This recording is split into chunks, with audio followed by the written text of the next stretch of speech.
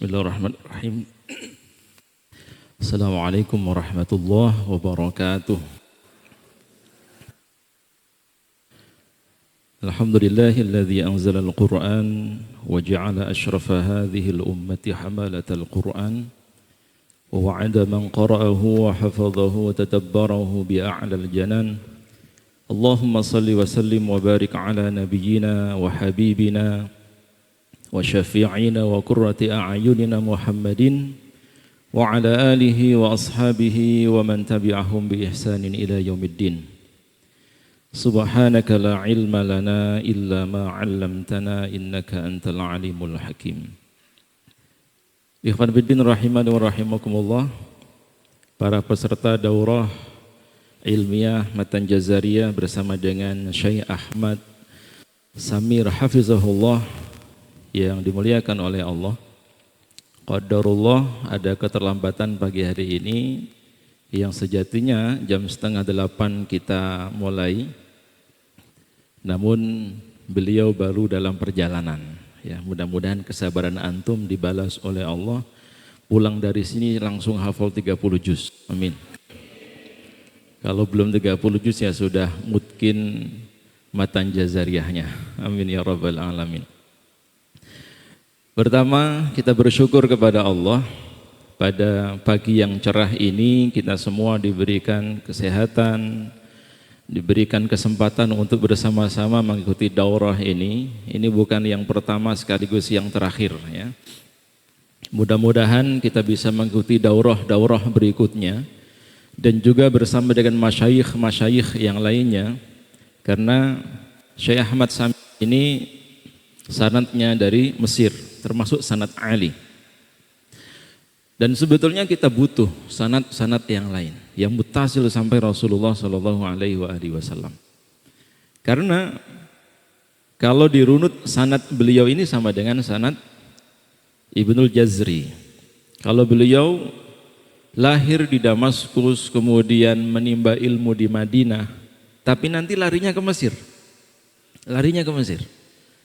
Sampai 3 kali Ibnul Jazri itu ke Mesir, dari Damaskus ke Mesir, pulang ke Damaskus, kemudian ke Mesir lagi, begitu sampai 3 kali. Untuk apa? Mengambil sanad dari Mesir. Bayangkan, Damaskus ke Mesir. Itu bukan jarak yang pendek. Apalagi dari Jogja ke Mesir, lebih panjang lagi. Yang luar biasanya, antum gak usah jauh-jauh ke Mesir. Biayanya mahal.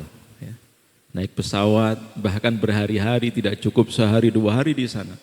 Tapi alhamdulillah atas karunia Allah, beliau berkesempatan hadir di Masjid Al-Firdaus. Kita tinggal mendengar dan mudah-mudahan sanad kita tersambung dengan beliau dan juga tersambung hingga Ibnul Jazri, bahkan tersambung hingga baginda Rasulullah sallallahu alaihi wasallam. Artinya memang ilmu itu harus bersanad. Bukan hanya tajwid, bukan hanya Al-Quran, termasuk juga kitab-kitab yang lain. Maka kitab-kitab yang kita ajarkan ke para santri itu semuanya bersanad.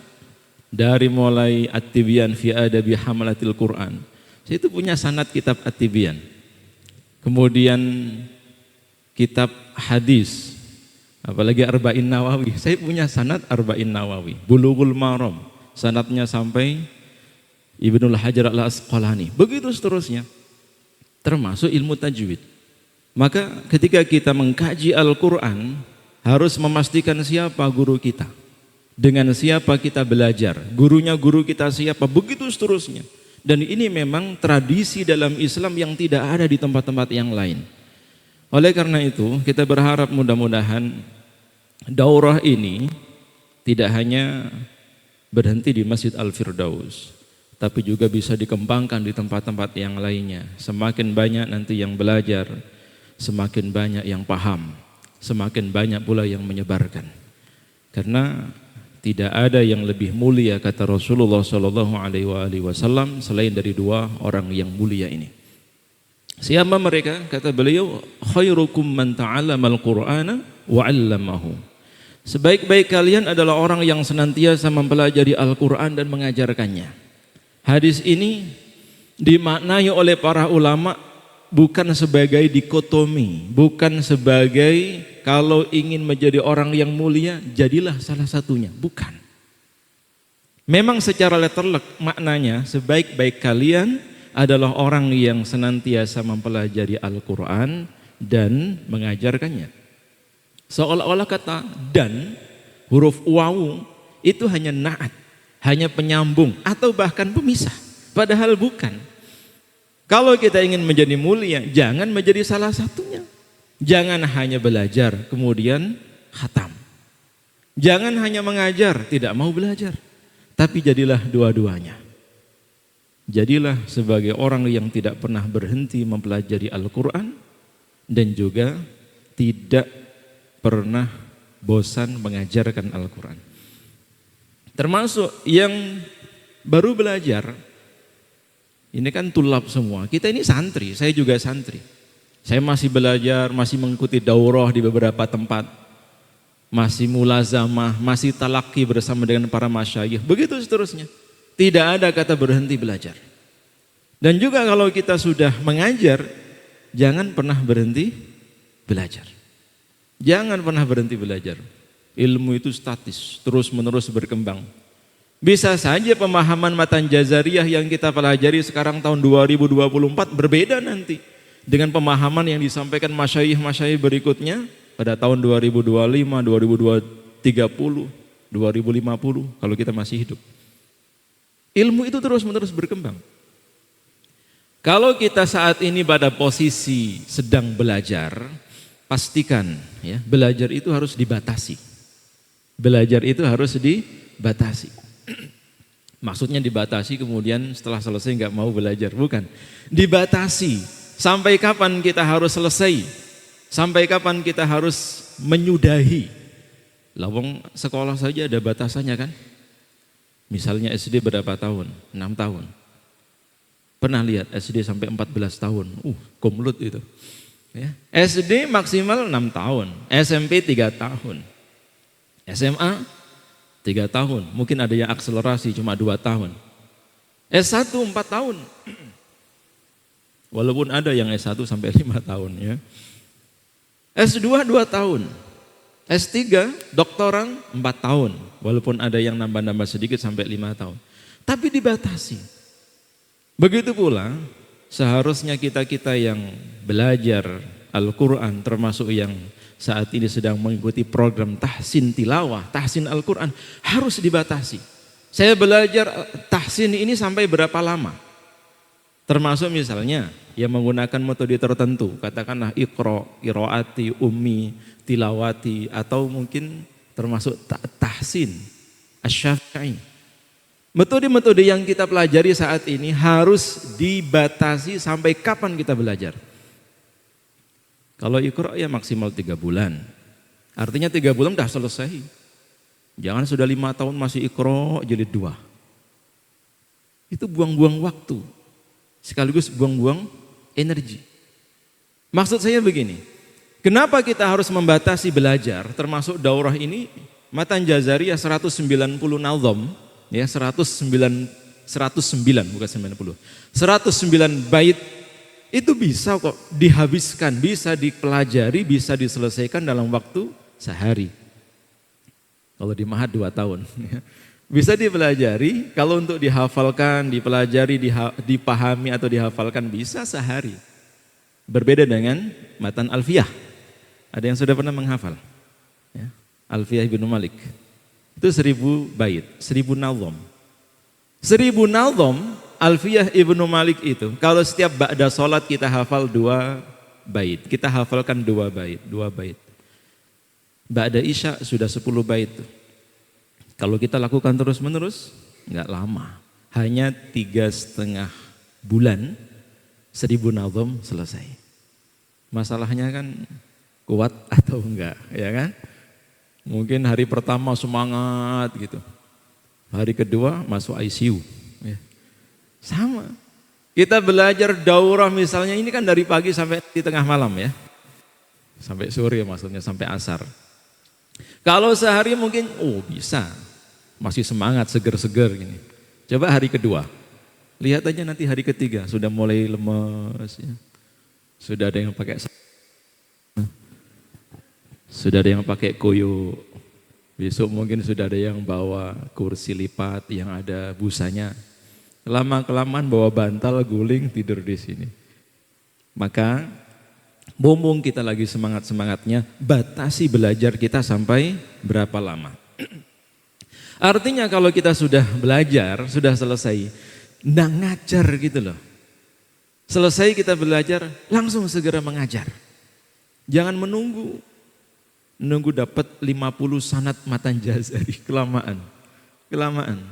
Saya itu punya 39 sanad matan jazari. Baru 39 sanad. 39. Anda berapa? Ya, baru satu, merasa TOPBGT itu jangan. Itu baru matan jazari. Belum tuhfatul atfal. Artinya ilmu Allah ini sangat luas, ya. Maka batasi belajarnya berapa lama. Termasuk ketika stadium general, ya. Peserta MFM yang ikut program reguler itu stadium general saya sampaikan. Apa tujuan jenengan belajar tahsin di sini?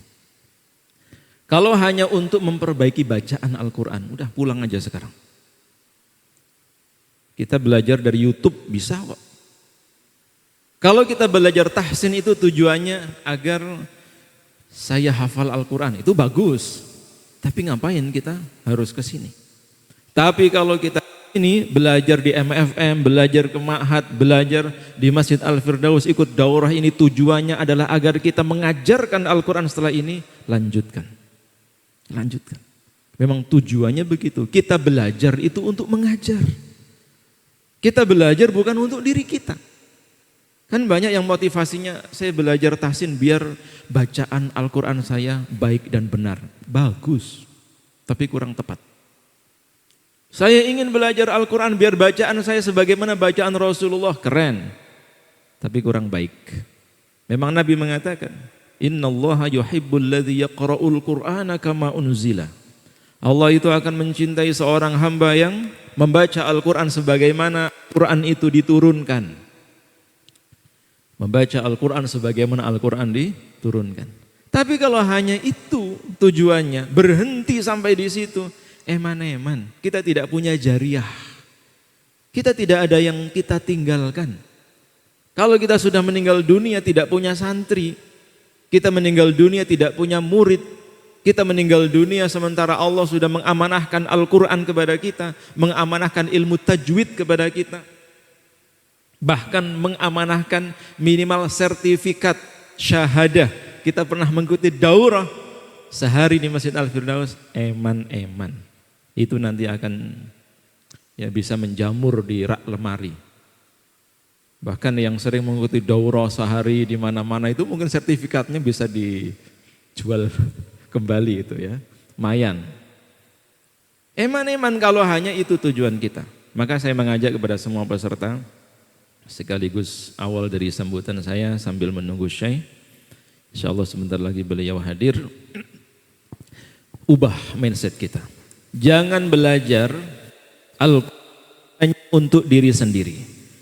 Jangan hanya membaca Al-Quran hanya untuk diri sendiri. Tapi belajarlah Al-Quran agar kita bisa mengajarkan Al-Quran. Jadilah orang yang belajar sekaligus mengajarkan Al-Quran. Jangan hanya berhenti pada belajar. Jangan hanya berhenti pada mengajar. Artinya kalau kita masih belajar, sampai harus terus-menerus berlanjut sampai kita mengajar. Kalau kita sudah mengajar, jangan pernah berhenti untuk belajar. Saya yakin insya Allah yang mengikuti daurah ini bukan orang baru, ya, bukan newbie, ini orang-orang lama semua ini. Orang-orang yang lama, ya, lama tinggal di bumi maksudnya, lama tinggal di dunia. Maka insya Allah ilmu tajwid ini akan semakin familiar, akan semakin sering kita dengar, akan semakin akrab dengan kita. Kalau kita sudah semakin familiar, semakin akrab, insya Allah akan semakin mudah di dalam memahaminya. Saya baru menyadari, dulu kenapa di madrasah diniyah itu semua dihafalkan, walaupun tidak paham. Semua dihafalkan. Kelas 1 ibtidaiyah itu wajib hafal tuhfatul atfal. Pokoknya dihafalkan, yang penting hafal. Masuk kelas 2 diniyah, harus hafal matan jazariyah. Kemudian masuk ke kelas 3 diniyah. Ini kitabnya Syekh Ibnul Jazari semua. Beliau kan punya 8 kitab-kitab tajwid yang sama seperti matan jazariyah. Termasuk dalam ilmu nahwu juga dihafalkan.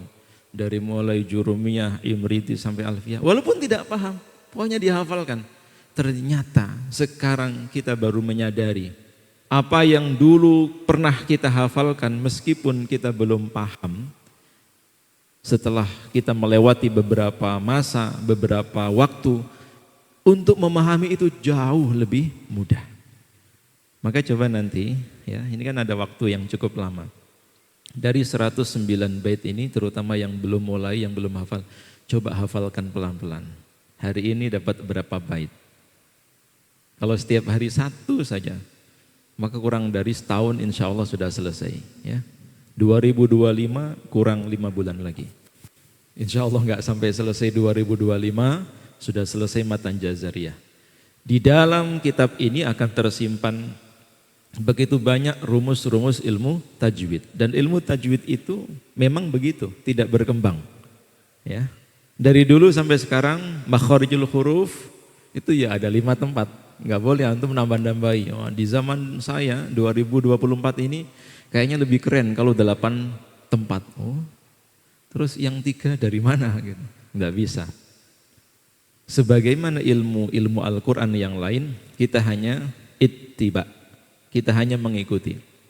Maka pesan saya tadi, selama kita berada di majelis Al-Quran, baik itu mengajarkan Al-Quran, apalagi mempelajari Al-Quran, sesungguhnya di situ Allah ingin memberikan sebuah kemuliaan kepada kita.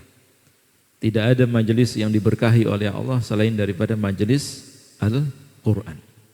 Kitabun anzalnahu ilaika mubarakul liyadabbaru ayatihi waliyatadzakkara ulul albab. Tidak ada satupun ayat Al-Quran yang dibacakan di suatu tempat melainkan tempat itu akan diberkahi oleh Allah Subhanahu wa taala. Begitu pula dengan untuk bisa membaca Al-Quran dengan baik dan benar, kita melalui proses yang sangat panjang. Mengapa bisa seperti itu? Karena bahasa kita ini bukan bahasa Arab. Bahasa yang kita gunakan ini bukan bahasa Arab. Maka mau tidak mau kita harus menyesuaikan bahasa kita sebagaimana bahasa Rasulullah SAW. Sehingga coba kalau kemarin jenengan dapat share-sharean video ya di Tanzania, ada anak-anak kecil ya seperti anak-anak Nigeria. Di tengah malam mereka bakar kayu bakar api unggun.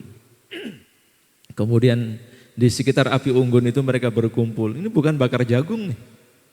Tapi mereka berkumpul di sekeliling api itu sambil membaca Al-Quran. Yang dibaca surat Maryam ayat ke-19 sampai 25 itu. Qala innallahi ataniyal kitaba waj'alani nabiyya. Sampai bisa menirukan lagunya seperti itu. Dan suara itu adalah suara rekaman tahun 70-an atau tahun 80-an. Rekaman pertama itu adalah rekaman murotal yang dibaca oleh Syekh Mahmud Khalil Al-Khusari. Termasuk juga ada Syekh Abdullah Basid. Semua dari Mesir, semua dari Al-Azhar. Karena Mesir itu sanadnya sanad ali, sanad yang tertinggi. Nah sampai sekarang didengarkan oleh anak-anak kecil itu sambil menghangatkan diri di sekitar api. Mereka baca sampai selesai, begitu seterusnya. Nah metode ini sebetulnya bisa kita tiru.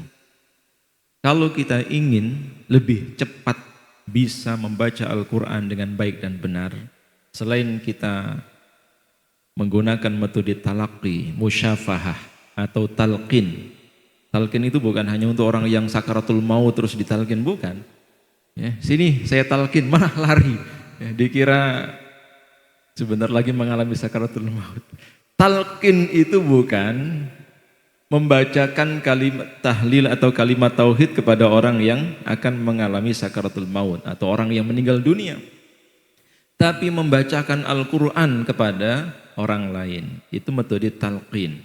Ada yang menyebutnya juga metode Jibril. Lah, kenapa kok dinamakan metode Jibril? Karena memang begitu. Cara malaikat Jibril ketika menyampaikan Al-Quran kepada Rasulullah itu dengan talaqqi, dengan musyafahah, dengan talqin. Walaupun ada beberapa ayat Al-Quran yang langsung dimasukkan oleh Allah ke dalam hati Rasulullah. Ada juga yang melalui mimpi. Ada yang seperti suara lonceng, gemercing suara lonceng. Tapi yang paling banyak itu adalah ditalakkikan oleh malaikat Jibril kepada Rasulullah.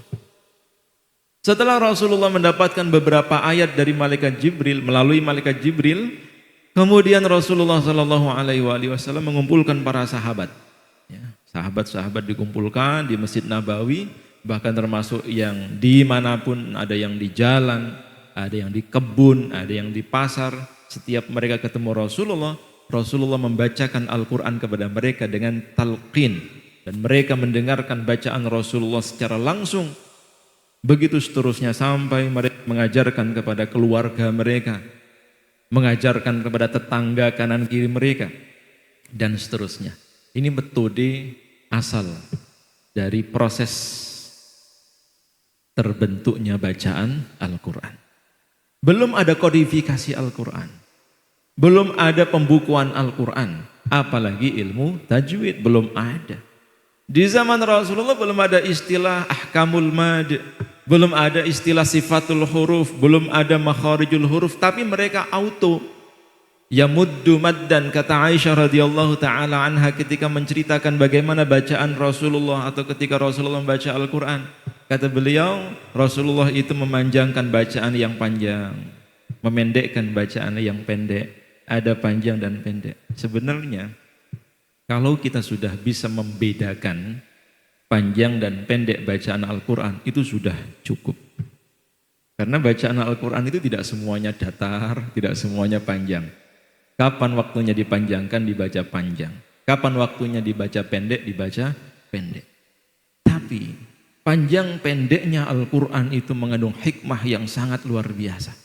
Bukan hanya soal kalau yang pendek kita panjangkan berubah artinya, yang panjang kita pendekkan artinya berubah, bukan hanya itu. Tapi ritme bacaan Al-Quran yang dibaca dengan tartil, bahkan dibaca dengan hadhr, itu bisa menambah ketenangan hati. Coba jenengan insomnia, nggak bisa tidur, ya, sudah jam 1 malam kok nggak bisa tidur. Padahal tidak ngopi, apalagi yang ngopi 1 mug, 1 cangkir, jelas nggak bisa tidur. Tapi gampang, untuk bisa tidur coba ambil aja Quran, buka Quran. Saya yakin baru ta'awud, wah sudah pulas gitu. Apalagi kalau kita mendengarkan bacaan Al-Quran. Dahulu ada salah seorang sahabat Rasulullah, ini baru mu'alaf, baru masuk Islam. Salah seorang tokoh di kota Madinah, namanya Usaid bin Khudair. Usaid bin Khudair itu baru masuk Islam sekira 3 atau 4 hari. Tapi semangat mempelajari Al-Qur'annya luar biasa. Memang biasanya mu'alaf itu semangat belajar Islamnya melebihi yang Islamnya dari bayi perocot. Kita kan Islam itu sudah senior kan? Sudah senior, orang dari bayi sudah Islam, sudah 40 tahun yang lalu, 50 tahun yang lalu. Berbeda dengan yang baru masuk Islam. Belakangan masuk Islam. Semangat mereka mempelajari Islam, mempelajari Al-Quran itu biasanya melebihi semangatnya senior-seniornya. Termasuk Usaid bin Khudair, ini bukan baru kemarin. Jauh di masa awal Islam ketika Rasulullah baru saja hijrah dari Mekah ke Madinah, ada salah seorang tokoh Madinah, tokoh yang sangat berpengaruh, pandai berbicara. Siapapun kalau berdebat dengannya pasti kalah. Tapi dia tidak bisa berkutik ketika dihadapkan dengan Al-Quran. Begitu mendengarkan bacaan Al-Quran langsung kesemsem. Ya. Orang itu kalau ngerti zauknya bahasa Al-Quran itu, paham tidak paham artinya, pasti akan tersentuh. Bahkan bisa nangis. Itu hebatnya Quran. Jadi kalau kita umroh ya, di Masjidil Haram, di Masjid Nabawi itu kan banyak sekali kita jumpai mereka yang nangis sesenggukan ketika sedang melaksanakan sholat, ya, entah sholat Isya apalagi sholat tarawih. Dikiranya, ya paham artinya. Nangis itu ada dua kemungkinan, bisa karena kepanjangan bacaannya. Itu kalau orang Indonesia itu. Tapi kalau orang sana ya enggak, sudah paham. Zauknya bisa kita rasakan. Bacaan Al-Quran itu tidak hanya dirasakan oleh orang-orang Arab yang bahasa sehari-hari mereka gunakan, termasuk orang Ajam. Bahkan mereka yang menentang dakwah Rasulullah SAW begitu mendengarkan Al-Quran ini, mereka pasti takjub, mereka pasti akan tersentuh. Nah, proses untuk ke sana harus terus-menerus kita lakukan. Usaid bin Khudair radhiyallahu anhu itu ketika baru pertama kali mendengarkan bacaan Al-Quran, dia meyakini ini bukan perkataan Muhammad. Sampai akhirnya beliau masuk Islam. Suatu ketika sepulang dari perjalanan safar beliau membaca Al-Quran. Yang dibaca awal dari surat Al-Baqarah. Beliau baca di halaman belakang rumahnya setelah menambatkan kuda. Ketika duduk-duduk beliau baca awal surat Al-Baqarah. Alif Lam Mim. Kuda yang saat itu ditambatkan masih biasa-biasa saja. Tapi begitu beliau melanjutkan ayat demi ayat berikutnya, sampai pada akhirnya kuda yang tadi beliau tambatkan itu terlepas, lari menjauh dari kediaman beliau. Semakin penasaran apa yang terjadi saat itu, Usaid bin Khudair yang ada di rumah kemudian turun, ingin mengejar kuda yang lari tadi. Namun langkahnya dihentikan ketika beliau melihat ke atas, ternyata di atas rumah beliau sudah ada naungan awan. Laksana kilauan cahaya atau seperti lampu gantung kristal yang sangat indah. Namun ketika beliau pandang, naungan awan itu semakin lama semakin hilang, semakin hilang, semakin hilang. Keesokan harinya kemudian beliau menghadap baginda Rasulullah SAW. Beliau ceritakan apa yang sedang terjadi. Apa kata Rasulullah? Hadhis sakinah. Itu adalah ketenangan. Atau dalam bahasa lainnya, itu adalah malaikat yang sengaja turun dari langit ke bumi untuk mendengarkan bacaan Al-Quran yang engkau baca, yang engkau lantunkan. Andai engkau tidak berhenti pada ayat itu, niscaya yang bisa melihat malaikat-malaikat yang ada di atap-atap rumahmu itu bukan hanya dirimu, tapi siapapun bisa menyaksikannya. Masya Allah, Usaid bin Khudair itu setiap membaca Al-Quran, yang datang, yang ikut mendengarkan siapa? Malaikat. Bedanya dengan kita.